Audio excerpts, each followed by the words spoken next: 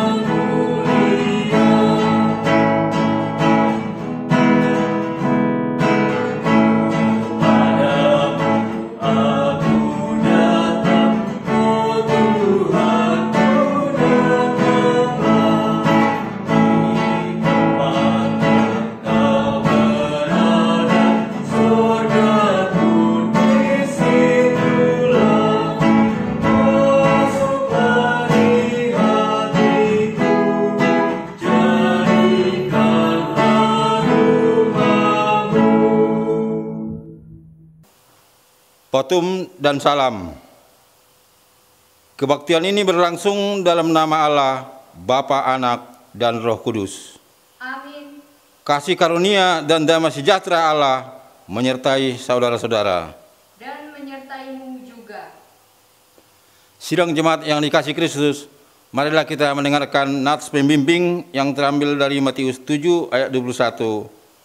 Bukan setiap orang yang berseru kepadaku, Tuhan, Tuhan, akan masuk ke dalam kerajaan surga, melainkan dia melakukan kehendak Bapakku yang di surga. Dengarlah hukum Allah yang terambil dalam kitab Roma 13 ayat 8 sampai yang ke-10. Sebab barang siapa mengasihi sesamanya manusia, ia sudah memenuhi hukum Taurat.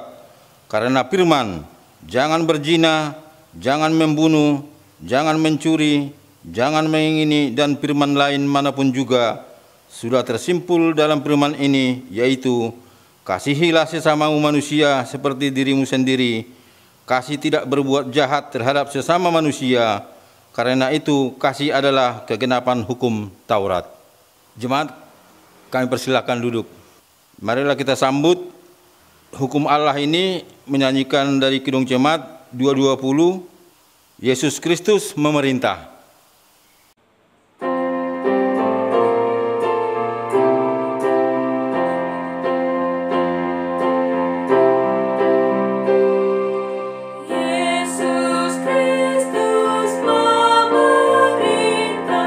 Tak terbatas, tak terhingga.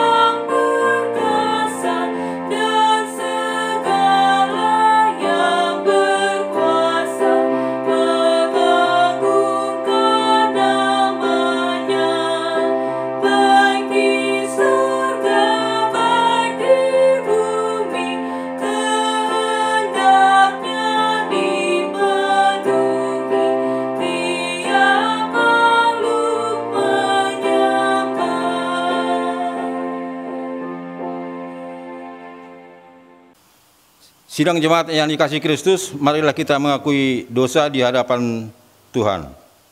Ketika Tuhan memandang ke bawah dari sorga kepada anak-anak manusia untuk melihat apakah ada yang berakal budi dan yang mencari Allah, ternyata mereka semua telah menyeleweng dan tidak ada yang berbuat baik.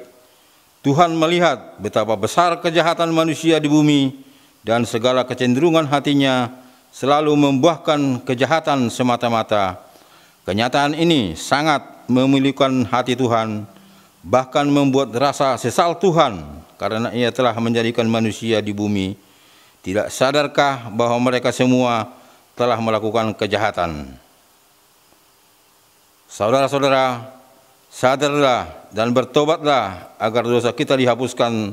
Tuhan akan mendatangkan kelegaan sehingga jiwamu jernih dan langkahmu ringan untuk mendekati Allah, sehingga engkau berpaut dan setia melakukan kehendak-Nya.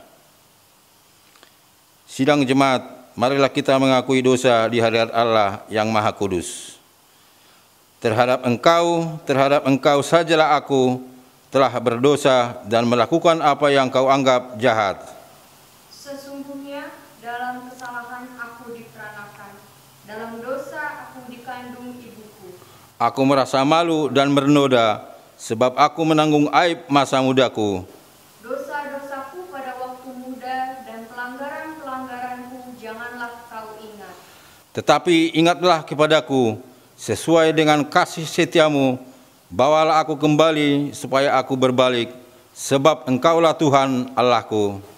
Beritahukanlah jalan-jalanmu kepadaku, ya Tuhan, tunjukkanlah itu kepadaku. Bawalah aku berjalan dalam kebenaran-Mu, dan ajarlah aku. Sungguh, sesudah aku berbalik, aku menyesal. Dan sesudah aku tahu akan diriku, aku menepuk pinggang sebagai tanda berkabung. Di dalam kesesakan, kiranya Engkau memberi kelegaan kepadaku. Kasihanilah aku dan dengarkanlah doaku. Amin. Kita sambut pengakuan dosa ini dari Kidung Jemaat 467. Tuhanku, bila hati kawanku.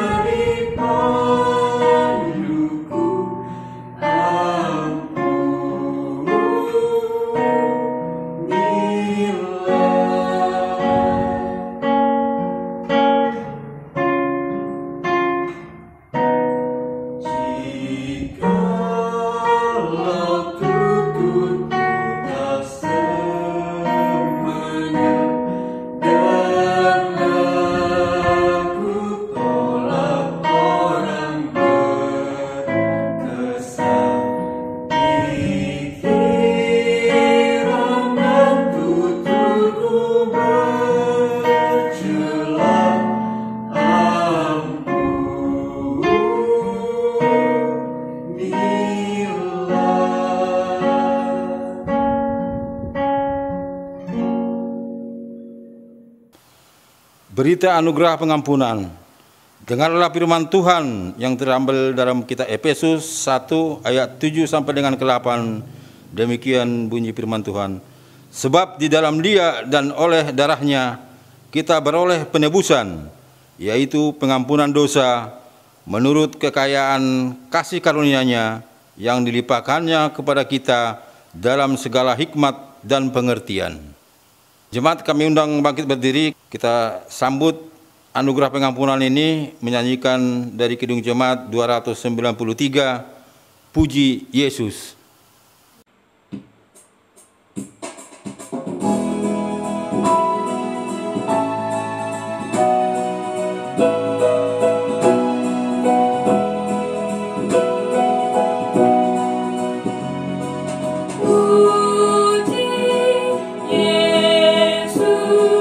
Pujilah Juru Selamat.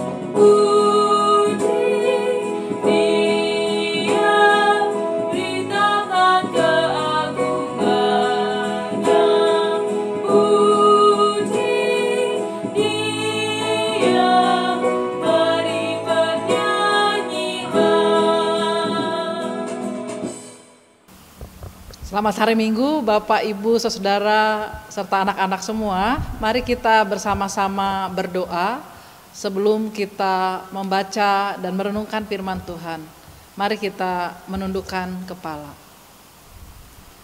Allah yang penuh kasih, kembali kami datang kepadamu dengan penuh ucapan syukur, karena kami percaya kasih dan kesetiaan Tuhan senantiasa boleh kami alami, kami rasakan hingga saat ini. Di tengah-tengah kami beribadah, masih di rumah kami masing-masing, kami akan mendengarkan sabdamu yang kudus. Kami menyadari akan keterbatasan diri kami untuk memahami firman-Mu. Oleh karenanya kami datang kepada Tuhan pemilik firman ini. Kiranya Tuhan dengan roh-Mu yang kudus membantu dan menolong kami, agar kami dapat memahami firman-Mu dengan baik, dan kami juga dapat melakukannya dalam hidup kami, dari hari ke hari. Di dalam pengasihan Tuhan Yesus Kristus, firman Allah yang hidup, kami berdoa kepada Bapa di sorga. Amin. Jemaat Tuhan, hari ini kita akan membaca dari Injil yang ditulis oleh Matius, pasal 13 ayat 31 hingga 33, dilanjutkan dengan ayat 44 hingga yang ke-52. Saya akan membacanya untuk kita sekalian. Yesus membentangkan suatu perumpamaan lain lagi kepada mereka.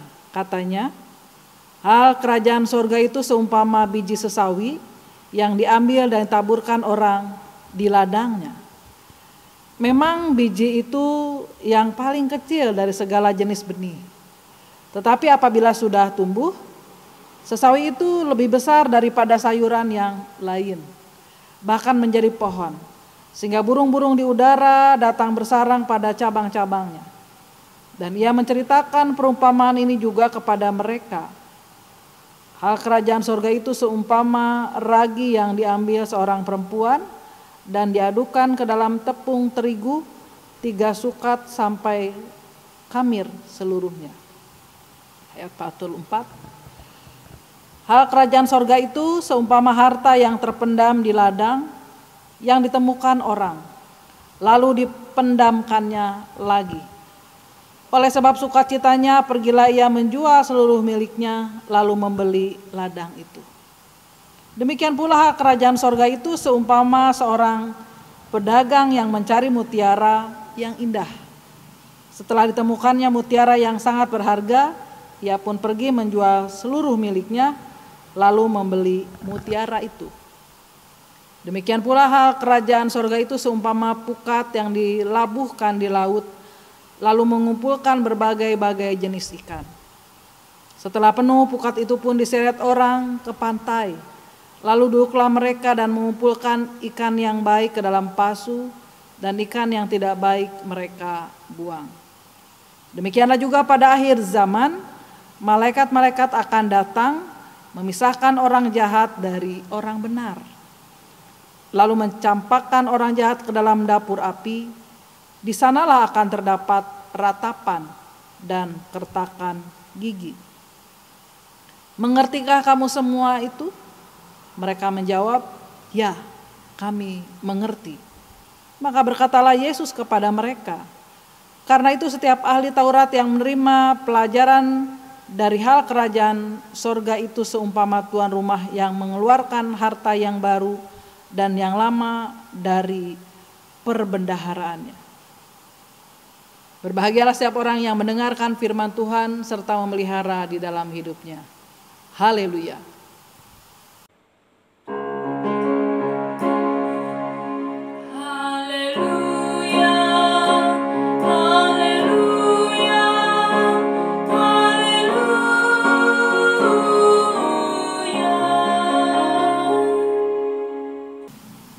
Jemaat Tuhan, apa kabar hari ini? Saya selalu berdoa Bapak, Ibu, Saudara, serta anak-anak semua selalu ada dalam keadaan sehat. Bapak, Ibu, saya yakin bahwa sebagai manusia kita punya kecenderungan lebih menyukai hal-hal yang wah, hal-hal yang hebat, hal-hal yang besar. Bagaimana dengan hal-hal yang kecil, yang sederhana? Bisa jadi kita selalu mengabaikan. Kita tidak menganggap hal itu sesuatu yang penting dan berarti, atau bisa jadi kita kurang memperhatikan hal-hal yang kecil. Sehingga bagi kita seolah-olah yang bagus adalah hal yang besar dan yang hebat itu. Ketika Tuhan Yesus pertama kali hadir melakukan pelayanan, kita tahu bahwa kalaupun dalam pelayanannya saat itu Tuhan Yesus sudah memberikan pengajaran, khotbah, menyembuhkan yang sakit, melakukan berbagai mukjizat, orang-orang yang beragama Yahudi pada saat itu, secara khusus juga ahli Taurat dan juga orang Farisi, mereka tidak begitu tertarik sedikit pun dengan apa yang diajarkan oleh Tuhan Yesus. Bahkan kita tahu bahwa pada akhirnya mereka pun menolak Tuhan Yesus. Oleh karenanya perumpamaan tentang biji sesawi, salah satu jenis biji-bijian, tanaman yang berbiji, dan bijinya ini sangat kecil Bapak Ibu Saudara, ukurannya 1/10 cm, jadi sangat kecil. Tetapi jika benih dari biji sesawi ini disebar, ditanam, ia akan tumbuh menjadi sebatang pohon yang tinggi. Ukuran pohon itu kira-kira bisa mencapai 4 meter. Dengan tinggi seperti itu, maka burung-burung bisa hinggap di sana. Burung-burung bisa merasakan manfaat dari pohon sesawi. Demikian juga dengan ragi Bapak Ibu.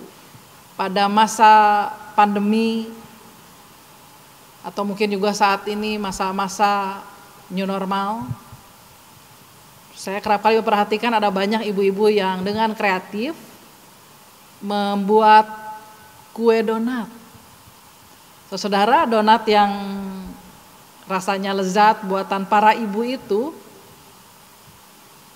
awalnya hanya sebuah adonan biasa, tetapi ketika diberikan ragi kepadanya, adonan itu pun mengembang. Jadi saudara, pada masa Tuhan Yesus dulu, banyak perempuan Palestina juga yang terbiasa menggunakan ragi untuk membuat roti, karena roti adalah makanan pokok orang Palestina. Dan ragi yang dibutuhkan untuk sebuah roti tentu saja tidak perlu banyak, tetapi walaupun sedikit ragi itu ternyata sanggup membuat adonan mengembang. Nah saudara, kehadiran Tuhan Yesus pada masa lalu di awal-awal memang tidak diperhatikan, tidak dianggap oleh orang banyak. Tetapi dari hal-hal yang mereka anggap kecil, ketika Tuhan Yesus mengalami penyaliban, lalu juga dibangkitkan oleh Allah, hal itu menimbulkan rasa bangga dengan Tuhan Yesus, sehingga ya tentu saja di Yerusalem ada banyak juga orang yang percaya dan beriman pada Tuhan Yesus. Lalu bagi kita juga yang hidup sebagai orang beriman, ketika pertama kali kita mengaku percaya kepada Tuhan Yesus, mungkin pada awal-awalnya kita pun tidak memahami secara jelas tentang makna hidup beriman kita.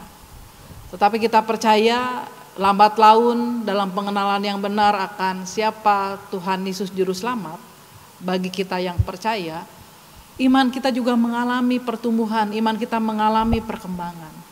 Sehingga kita juga tampil menjadi pribadi-pribadi yang tegar, bukan? Ketika menghadapi berbagai kesulitan, berbagai pergumulan di dunia ini.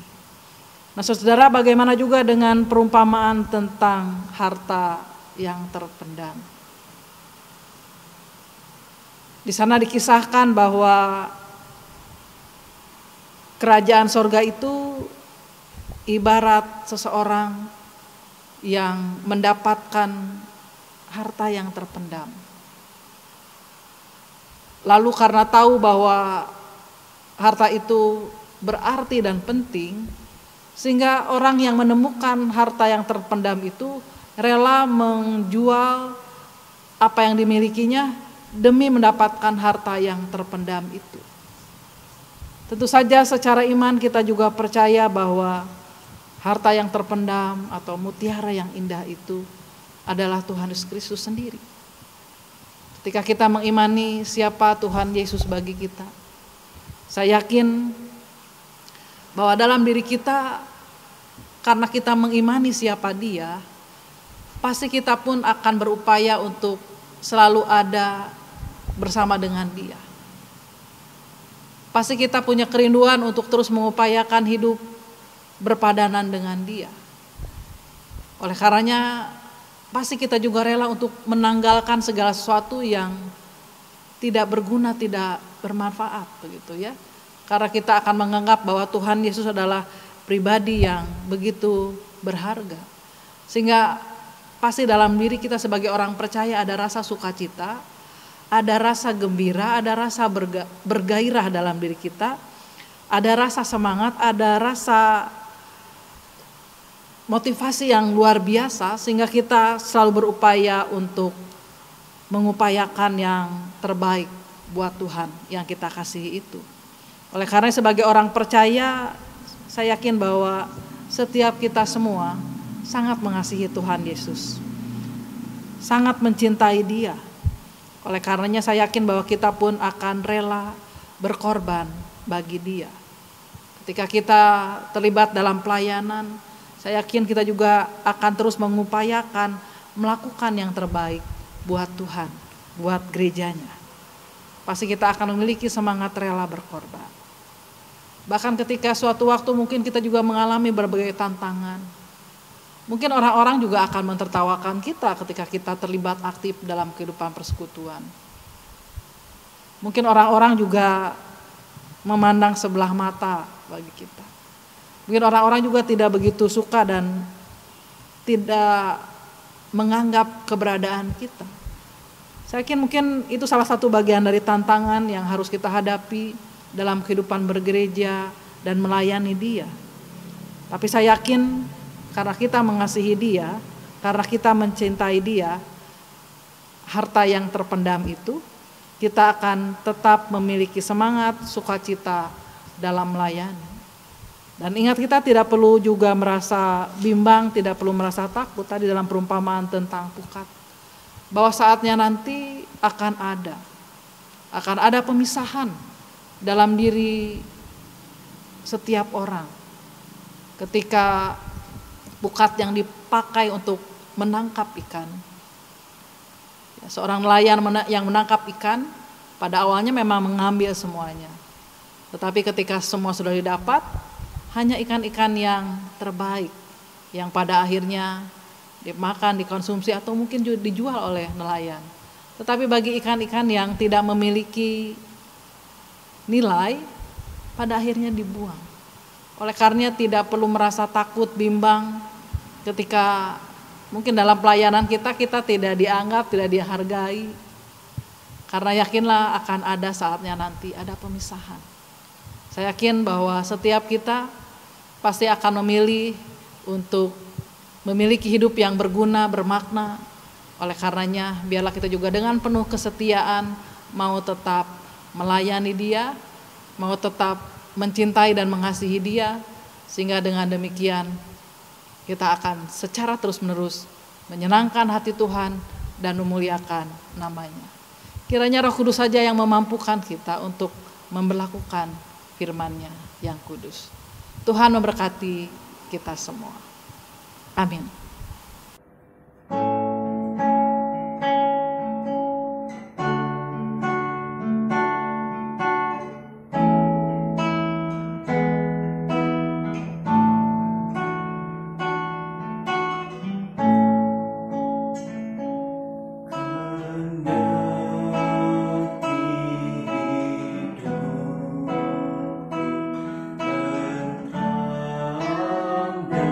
Senang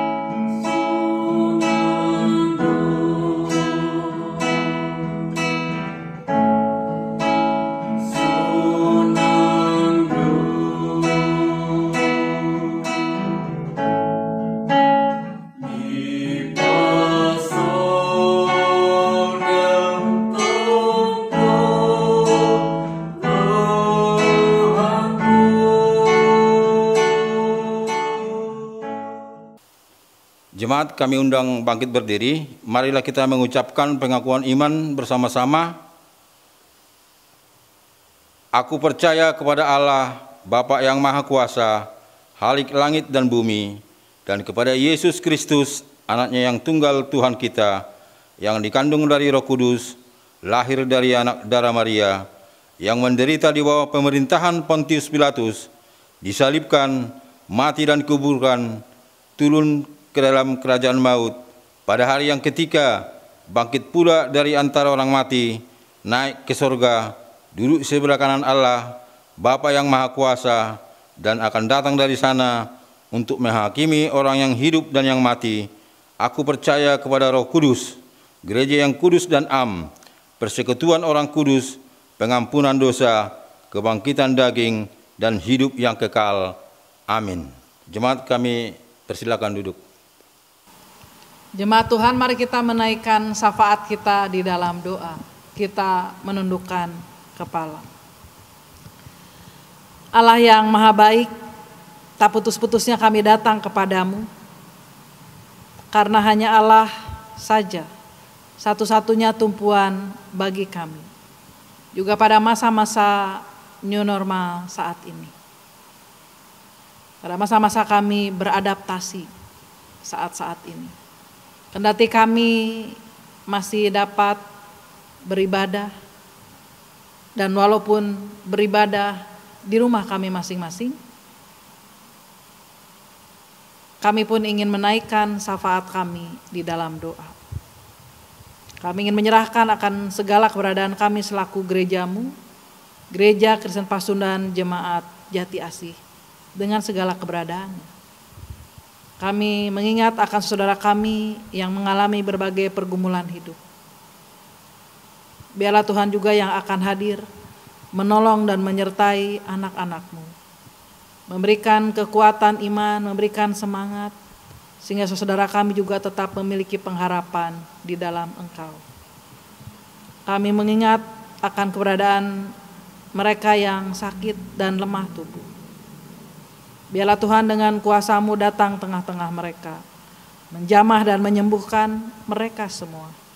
Kami mengingat akan keberadaan Bapak Kamsan Sitorus, Bapak Makmur Manurung, Ibu Pregi S. Purba, Bapak Richard Manulang, Bapak M. Sianturi, dan Bapak Jahotler Nadeak.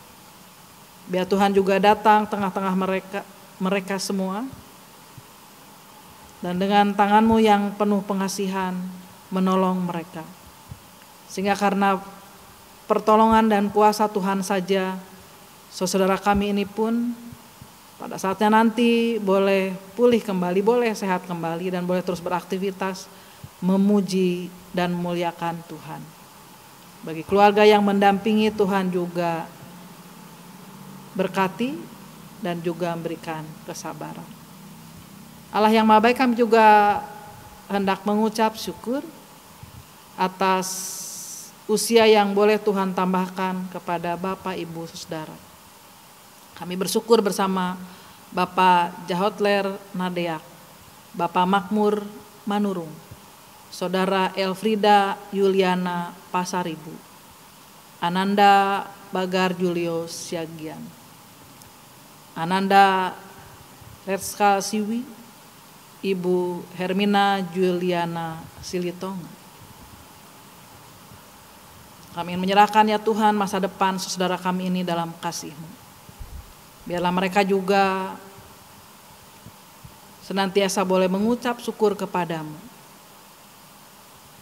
Apa yang menjadi harapan dan kerinduan mereka, Tuhan jawab seturut dengan maksud dan rencana-Mu. Demikian juga ya Bapa, untuk pelayanan yang terus diupayakan pada masa-masa new normal ini, Tuhan juga berkenan memberkati. Kami ingin menyerahkan akan segala keberadaan kami selaku majelis jemaat. Tuhan juga menolong dan memampukan kami, juga komisi MIK di jemaat-Mu yang juga boleh memfasilitasi kebaktian ini, Tuhan juga berkati. Demikian juga Bapak Vikaris Rudolfo dalam tugas pelayanan. Tuhan juga memberkati saudara kami ini. Demikian juga ya Bapak, kami ingin menyerahkan akan keberadaan bangsa dan negara kami. Biarlah Tuhan juga akan terus memberkati pimpinan kami, pimpinan negeri ini dari pusat hingga ke daerah. Dalam mengupayakan berbagai kebijakan, kiranya semuanya mendatangkan kebaikan bagi kami. Bagi saudara kami ini juga yang terbaring sakit, terpapar COVID-19, Tuhan juga berkenan menyembuhkan. Upaya-upaya yang dilakukan untuk boleh mendapatkan vaksin COVID-19 ini Tuhan juga berkati, sehingga dengan kehadiran vaksin tersebut, keberadaan saudara kami, keberadaan kami umat manusia, masyarakat Indonesia juga boleh kuat, boleh sehat. Allah yang Maha Baik, kami ingin menyerahkan segala keberadaan kami, hidup dan kehidupan kami di pekan yang baru ini dalam tuntunan. Biarlah terang firman Tuhan boleh mendasari aktivitas kami di pekan yang baru. Terima kasih ya Allah. Inilah doa dan pengharapan kami. Kami naikkan semuanya dalam pengasihan Tuhan Yesus Kristus, Juru Selamat kami yang hidup. Dan dalam kesempatan ini kami juga hendak berdoa seperti yang diajarkan oleh Tuhan Yesus. Demikian, Bapa kami yang di sorga, dikuduskanlah namamu, datanglah kerajaanmu, jadilah kehendak-Mu di bumi seperti di sorga. Berikanlah kami pada hari ini makanan kami yang secukupnya, dan ampunilah kami akan segala kesalahan kami, seperti kami juga mengampuni orang yang bersalah kepada kami. Dan janganlah membawa kami ke dalam pencobaan, tetapi lepaskanlah kami daripada yang jahat. Karena Engkaulah yang punya kerajaan dan kekuasaan dan kemuliaan sampai selama-lamanya. Amin. Jemaat Tuhan, marilah kita memberikan persembahan syukur kepada Tuhan. Namun sebelum kita memberikan persembahan, terlebih dahulu kita mendengarkan nats yang akan menuntun kita memberikan persembahan yang terambil dalam 2 Korintus 9 ayat 7 demikian. Hendaklah masing-masing memberikan menurut kerelaan hatinya, jangan dengan sedih hati atau karena paksaan, sebab Allah mengasihi orang yang memberi dengan sukacita. Sambil mengedarkan kantong persembahan, kita menyanyikan dari pelengkap Kidung Jemaat 149, Ucap Syukur pada Tuhan.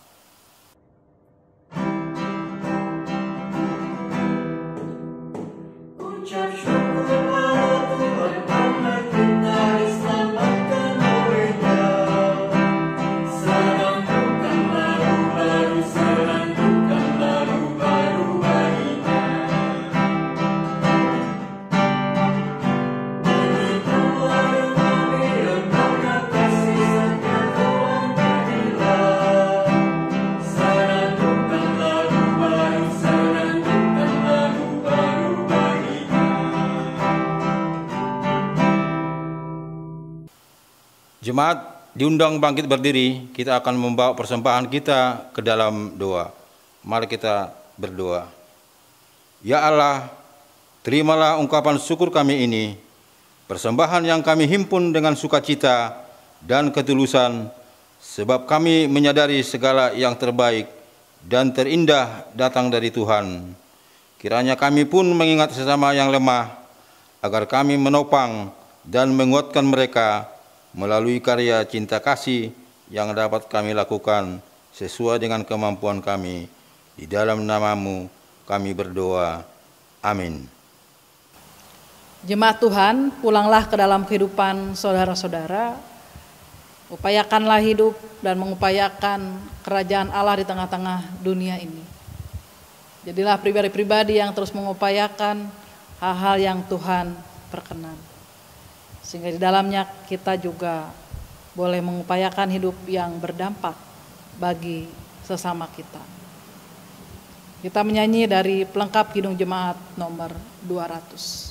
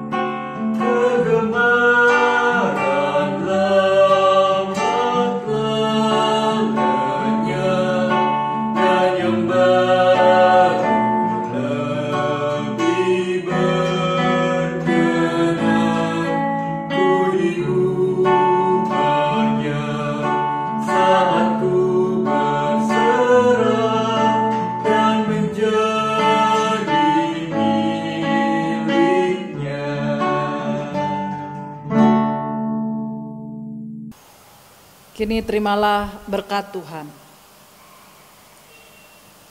Kasih karunia Tuhan Yesus Kristus dan kasih Allah dan persekutuan Roh Kudus menyertai saudara-saudara. Amin.